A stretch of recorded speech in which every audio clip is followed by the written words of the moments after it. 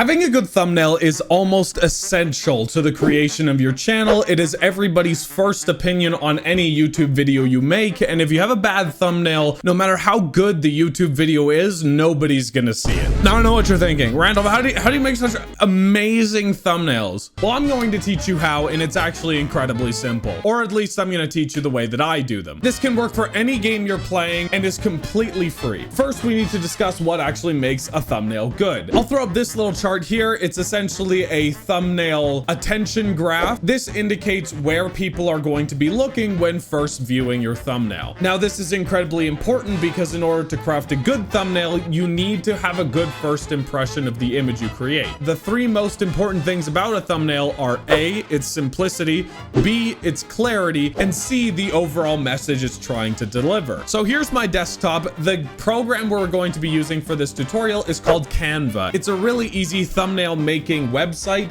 that anybody can use. It's totally free. There are some paid versions of Canva, but the majority of it is free. I play a lot of Destiny 2, so we're going to make a thumbnail around Destiny 2, but the methods in this video work for anything. So first, we're going to need a subject. A subject is essentially whether or not you're going to have a person in your thumbnail. People like to see a humanoid figure in thumbnails for that familiarity. So we're just going to take this random image of a guy and save that to our desktop. Then we're going to need a background. So let's search up a Destiny 2 background. It's helpful to choose something super colorful because people are obviously drawn to more colorful backgrounds. So choosing something like this works a heck of a lot better. So let's go ahead and save that. Now, the thumbnail I'm going to be making for this Destiny style video, which I'm never actually going to make, but it's going to be the top 5 best exotic engrams in Destiny 2. If you don't know what that is, that's fine. But let's go ahead and search up this. So we're going to take the PNG of what a exotic engram from Destiny looks like. We're going to choose one that has very high image quality because obviously image quality is very important for if you're making a thumbnail. Now we have everything we need to start the construction of this thumbnail. So I'm gonna go ahead and paste in, this is from my Logan Paul video. This is a font that I like to use. It's nice and clear and bold and I really like it. So we're gonna use that. Now, something that's very important to keep in mind is obviously when you paste in whatever background you have chosen, you have to make sure that your text and your characters stand out from the background. Yeah, thumbnails are hard to make, Randolph. I mean, to be honest, if you were just a better YouTuber, it would be easier, but we both know I'm the better half of us too. Welcome back to another episode of Brownie Time, where I read a comment from the previous video. Alright then, Molly Plays says, dude, I clicked on this video thinking you were a huge YouTuber. And even though this doesn't have millions of views, I'm glad I clicked. Makes me want to keep pursuing my own content. Keep it up, bro. Uh-huh. Yeah, sure. Look, I don't mean to offend you, Mr. Fish Guy, but Randolph ain't all that. If you want to know where the real talent comes from, well, you're looking straight at the source. Anyway, this has been Brownie Time, episode 2. Now, back to the inferior version of me. So before we start editing that, we're going to just go ahead and import our character, which you can use via the import button, and then we're just going to go ahead and go flip horizontal because we want him on the left side, or her, I suppose. And we're going to make sure she's a prominent figure but not taking up the whole thing because we also want something over here as well. This is going to be a top 5 best exotic enneagrams in Destiny 2 video. So what we're going to do is we're going to write that like so. It always helps to have some kind of dynamic flair to your thumbnails. So I always like to put it at some sort of an angle just so that it's more visually interesting to look at. You don't need to spell out exactly what you're going to be doing for this thumbnail. Reading the title of the video should already communicate to the viewer what the video is supposed to be about. The purpose of your thumbnail is to highlight what the video is going to be about and give a kind of dynamic, fresh take on what the purpose of your video is going to be. Now, typically, as emphasized by that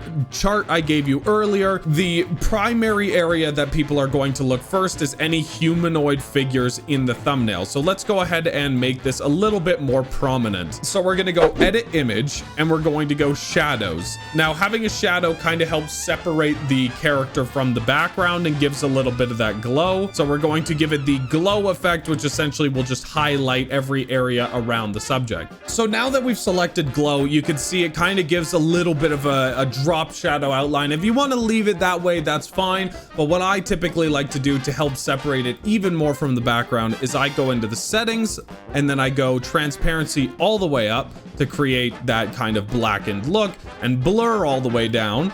And then it creates a solid color outline around our character, to which I usually go into color and I either make it white or black depending on what the background is. And then I hit apply and it gives this really clean sort of outline to the character just to separate it from everything else in the image. Now that that's done loading, I'll come in here again and go into shadows and glow and give it a second shadow, this time doing the exact same thing where transparency and blur are like that, and give it a black outline. This helps just separate and it gives the white outline that you did before a little bit more of that clarity and helps you emphasize the character even further. So there's what it should look like once you're done doing those two, but this is kind of an optional thing. This is something I like. You might not want to do it, but I think it just makes it look even better.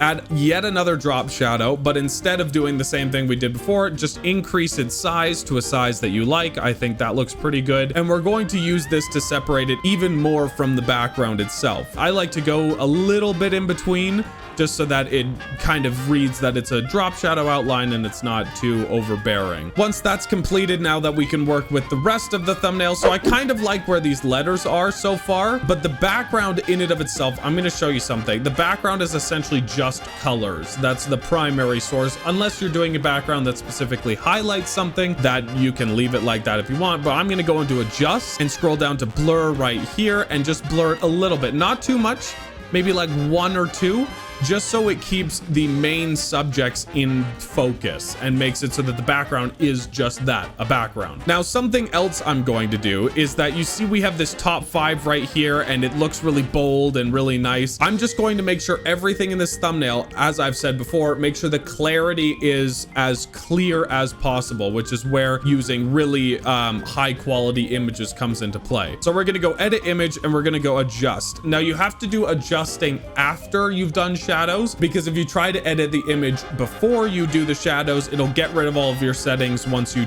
attempt to use shadows, because it makes it a new image essentially. So we're going to crank up the saturation just because, again, people like looking at colors. We're going to maybe add a little bit of contrast. This is really up to personal preference. You can do whatever you want in here. Of course, you can increase the warmth or the coldness of the image. But what I'm more interested in is this little clarity panel, which essentially just makes the image a lot more readable and a lot more sharp. I typically don't do it all the way, but you can if you want to. And then, of course, there's highlights and shadows if you want to edit those too. Now, you might have noticed this little enneagram is just really bad image quality. So we're going to go ahead and fix that. We're going to come into shadows and we're going to do the same thing we did for our character. I typically do this for all objects in my thumbnails. It just helps them stand out a lot more. We're going to give it that outline. Now, people, because of how small this thumbnail is going to be as relative to the YouTube homepage, they're not going to notice particularly that the thumbnail's enneagram little picture isn't that high of quality, but it'll just overall increase the clarity of the overall thumbnail. If we go into then clarity at the end and crank it up as high as it'll go, it just increases the sharpness of the thumbnail area. That's essentially how I make my own thumbnails, and boom, there you go. A title that I would put with this thumbnail is like top 5 best enneagrams in Destiny 2, and then this thumbnail would kind of help emphasize what that looks like. But this is super experimental. You can use this with any thumbnail, you can use this with any game. This is essentially just how I do it to make sure that what I'm trying to emphasize in my thumbnails is nice and clear and polished. So I hope you did enjoy. I hope this did kind of show you some insight as to how I do my own. You could do it a totally different way. The sky is the limit. My camera died before I could do the outro, but thank you everybody so much for watching. I will see you in the next one. Bye.